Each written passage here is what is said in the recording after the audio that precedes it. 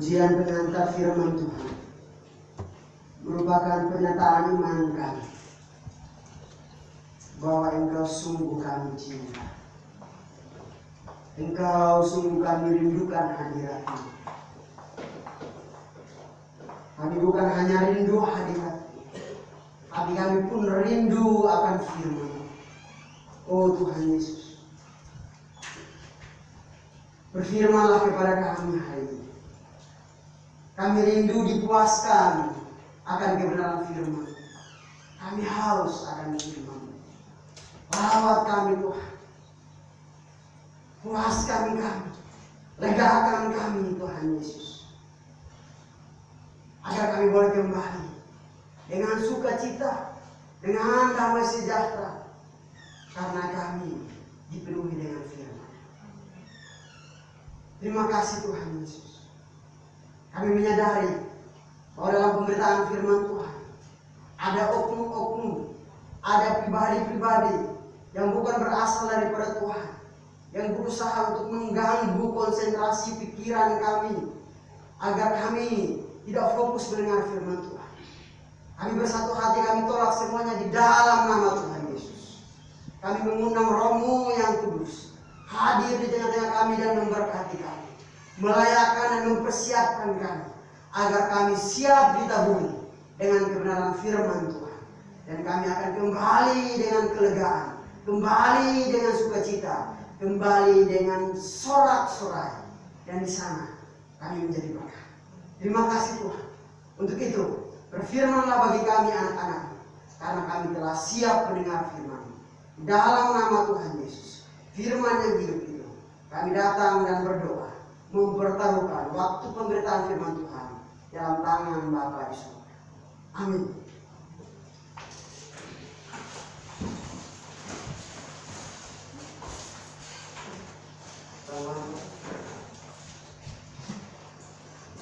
Saya mau izin ke bawah.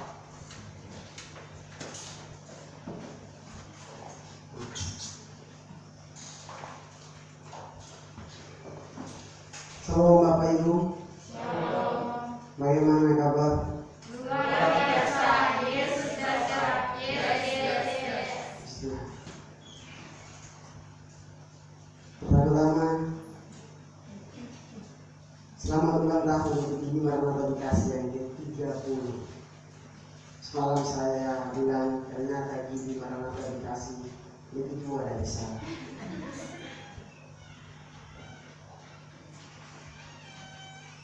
Ya, silakan masuk Bapak Ibu. Saya berharap kita semua mendengar firman Tuhan dengan baik, karena inti dari kebaktian itu ada pada firman Tuhan. Percuma kita menyembah Tuhan dengan sukacita, percuma kita menyembah Tuhan dengan apa adanya all out, lalu kita tidak mendengar firman Tuhan dengan baik. Semua percuma. Inti dari sebuah kebaktian ada pada pemberitaan firman. Maka biarlah menjadi sempurna penyembahan pujian kita dengan kesetiaan kita untuk mendengar firman. Amin. Ya, Bapak Ibu, hari ini kita akan membaca satu bagian firman Tuhan di dalam Keluaran pasal yang ke-31, ayat yang pertama hingga ayatnya yang ke-11. Keluaran 31 ayat yang pertama hingga ayatnya yang ke-11.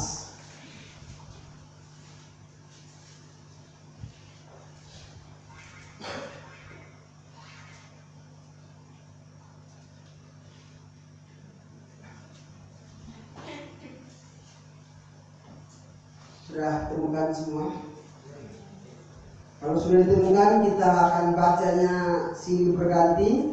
Saya ayat pertama, Bapak Ibu ayat yang kedua, ayat yang ke-11 kita bersama-sama. Firman Tuhan dengan judul perikop Bezalel dan Aholiab ditunjuk. Berfirmanlah Tuhan kepada Musa,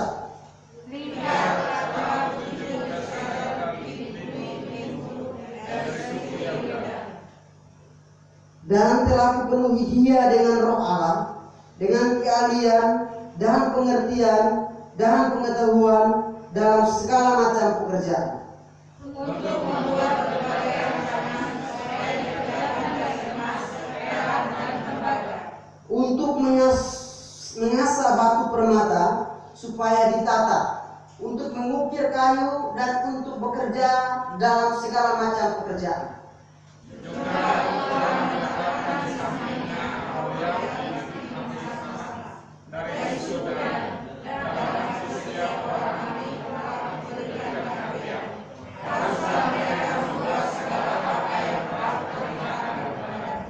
Kemah pertemuan, tabut untuk hukum, tutup penyembelihan yang terletak di atasnya, dan segala perabotan kemah itu.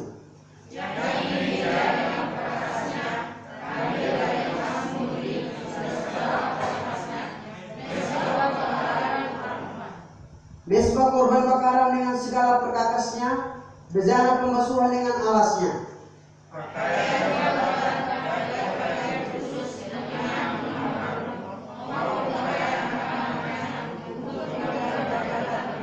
Bersama-sama minyak urapan dan ukuran dari wangi-wangian untuk tempat kudus, tempat seperti yang telah diperintahkan kepadamu, haruslah mereka membuat semua.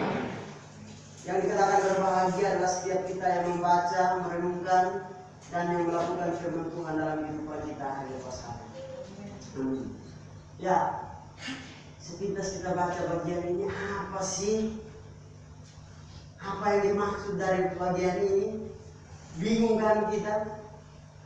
Tapi hari ini kita akan merenungkannya dalam satu tema, menjadi berkat dengan kemampuan. Ya, di usia yang ke-30 tahun sudah semestinya kemampuan, potensi yang ada di dalam dan melalui hidup Maranatha harus menjadi berkat bagi Maranatha. 30 tahun bukan usia ini.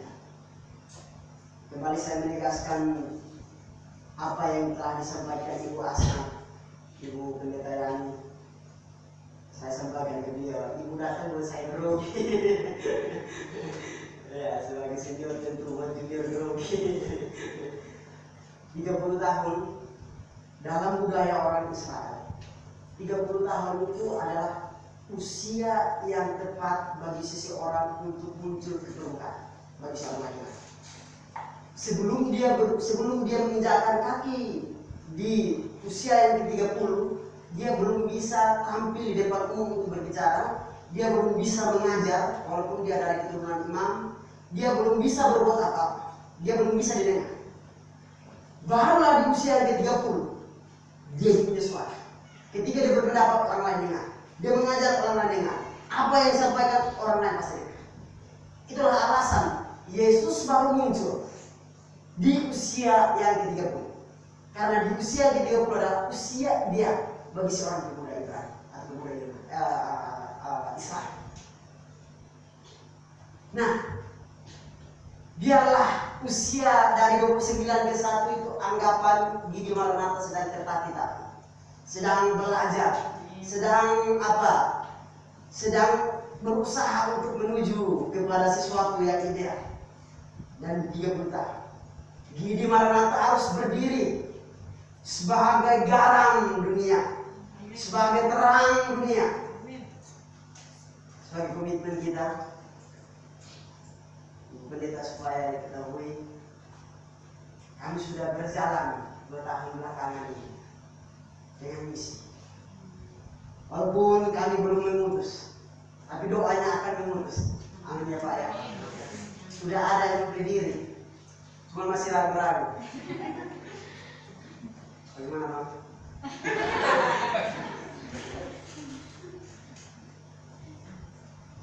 Dan kami berharap kalau memungkinkan di 30 tahun memutus, pasti ya Pak. Tapi toh tidak pun, doa kami satu saat kelak Gidi Maranatha akan memutus. Dalam keadaan yang seperti ini sudah mendukung beberapa hamba Tuhan walaupun tidak rutin, tapi komitmennya tahun depan akan rutin. Harusnya tahun ini ya Pak, cuma corona membuat semua jadi kacau tuh. Gimana tahun depan? Filipi 1 ayat 6. Ia yang memulai sesuatu yang baik, Ia yang akan meneruskannya sampai hari Tuhan Yesus. Tuhan yang mulai Gili Maranatha, Tuhan yang sama yang akan memelihara Gili Maranatha sampai hari Yesus. Amin. Kembali kita menjadi berkat dengan kemampuan. Bapak Ibu yang dikasihi oleh Tuhan kita Yesus Kristus, kita harus membedakan antara kemampuan dengan karunia. Karunia rohani tentu akan mendatangkan berkat, tetapi kemampuan belum tentu. Bisa dibaca ya? Ya. Kemampuan dapat disebut sebagai bakat yang diberikan oleh Tuhan kepada seseorang sejak lahir. Ini semacam bakat alamiah. Bapak Ibu pernah melihat orang yang dia tidak pernah belajar gitar, tapi tiba-tiba bisa dia main gitar. Kita yang belajar ini kayak Pak Manas. Jangan malu Pak, ada teman saya belajar tapi nggak bisa. Tapi orang yang nggak belajar ketika lihat nggak langsung bisa. Itu yang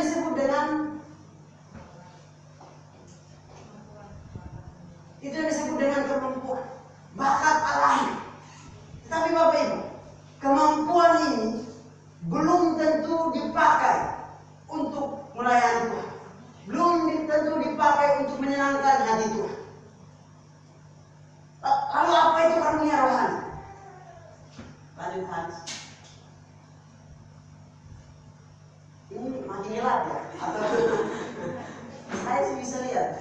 Bapak Ibu yang lain bisa lihat? Oh bisa, berarti tidak apa-apa.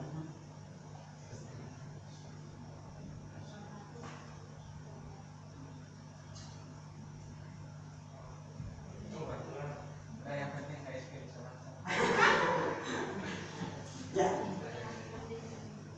Karunia rohani adalah kemampuan khusus yang diberikan atau yang dikaruniakan oleh Roh Kudus setelah seseorang mengalami pertobatan atau kelahiran baru. Hal ini sama dengan talenta. Talenta itu adalah sebuah karunia. Talenta itu adalah sebuah pemberian. Talenta bukan bakat. Sering kita susah membedakan talenta dan bakat. Apa talenta? Talenta itu main gitar. Talenta itu bernyanyi. No, itu bukan talenta. Itu bakat. Itu kemampuan. Talenta itu apa? Karunia rohani, kepercayaan, pemberian. Maka kalau talenta atau karunia rohani itu kita katakan bahwa tidak dikembangkan, maka Tuhan akan menerima kembali, menarik kembali. Yang menarik itu apa? Kepercayaannya, karunianya, bukan kemampuan. Seseorang bisa main gitar, dia nggak main lagi 50 tahun. 50 tahun kemudian dikasih gitar, dia masih bisa main. Gak hilang. Tapi karunia, talenta itu, dengan bisa main gitar, Tuhan memberi talenta, kepercayaan, karunia untuk melayani Tuhan di altar. Lalu kepercayaan ini tidak dikembangkan, tidak dijaga dengan baik, Tuhan akan menarik kembali. Dengan apa? No, kamu tidak lagi percaya. Bang Wanto yang dipercaya, contoh. Atau Bang Indra yang dipercaya. Karena kita tidak mau menyembah. Itu namanya karunia rohani atau talenta. Kemampuan tidak. Kemampuan itu adalah apa terjadi secara alamiah. Nah hari ini kita mau melihat sebuah tema untuk menjadi berkat, bukan karunianya. Karunianya sudah pasti. Tapi kita mau melihat kemampuan ini. Kalau sudah ada kemampuan yang Tuhan berikan, semestinya kemampuan itu dipakai untuk menjadi berkat. Saya ulangi. Kalau kemampuan itu Tuhan berikan, semestinya kemampuan itu digunakan untuk menjadi berkat. Terima kasih.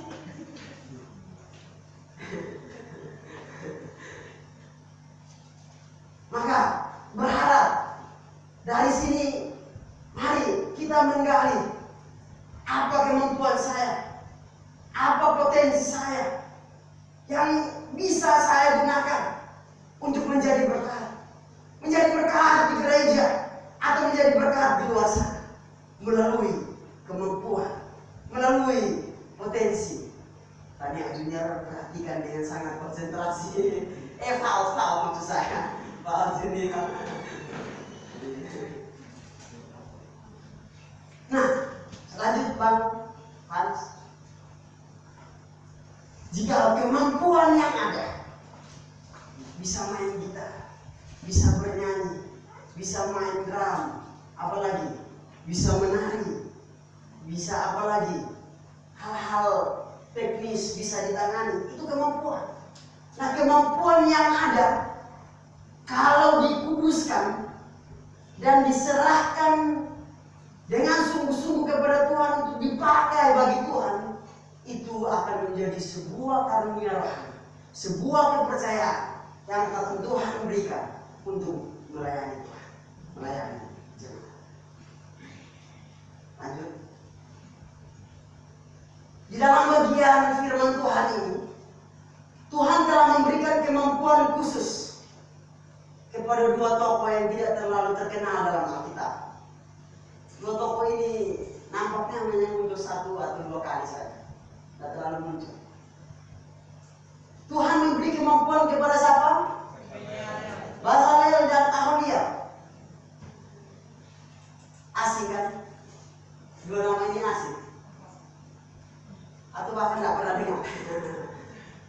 Tapi hari ini kita akan lihat bahwa Tuhan memberikan kemampuan khusus bagi mereka berdua, Bezalel dan Aholiab, untuk dua hal. Yang pertama, merancang. Yang kedua, membuat berbagai keperluan yang dibutuhkan untuk pembangunan kemah pertemuan. Tapi dikasih oleh Tuhan kita Yesus Kristus. Doa kita dengan firman Tuhan ini, Tuhan berbicara khusus kepada kita. Tuhan, ini kemampuan yang Tuhan kasih bagi saya untuk pembangunan gini Maranatha secara fisik tentu, atau secara rohani. Kita berharap Bezalel, Aholiab, ada kemampuan yang Tuhan berikan untuk membangun kemah pertemuan, atau ya waktu itu belum ada bait Allah. Inilah pengganti bait Allah. Artinya tempat bersekutu umat Israel pada waktu itu. Di dalam bagian ini ada 3 kebenaran penting yang ingin kita pelajari bersama-sama di dalam firman Tuhan. Yang pertama, kita akan melihat bahwa kemampuan yang dimiliki oleh seseorang adalah inisiatif atau berasal, bersumber dari Tuhan. Yang kedua, kita akan lihat tujuan pemberian kemampuan. Jadi kemampuan yang diberikan kepada kita itu ada tujuannya. Jadi bukan asal saja Tuhan berikan, ada tujuan. Dan yang ketiga, cara untuk menjadi berkat dengan kemampuan. Bagaimana kemampuan ini kita gunakan untuk menjadi berkat? Kita akan lihat satu. Yang pertama, kemampuan yang dimiliki seseorang adalah inisiatif atau berasal dari Tuhan. Lanjut. Tidak ada sesuatu pun di dalam dunia ini ada tanpa campur tangan Tuhan. Bisa diperbandingkan dalam Yohanes 1 ayat 3. Walaupun secara pribadi saya kurang setuju dengan kata campur tangan. Kata campur tangan ini seakan-akan Tuhan hanya terlibat 40 atau 30% saja, selebihnya itu kita. Saya kurang setuju sih dengan kata itu. Cuman kata itu sudah sangat familiar, karena seakan-akan ada kekuatan kita dan juga ada kekuatan Tuhan. Jadi kita bekerja dengan kekuatan kita, lalu tak kala kita sudah nggak kuat, baru kita minta Tuhan campur. Nah ini sebenarnya nggak seperti itu. Sebenarnya adalah Tuhan yang di dalam dan melalui kita.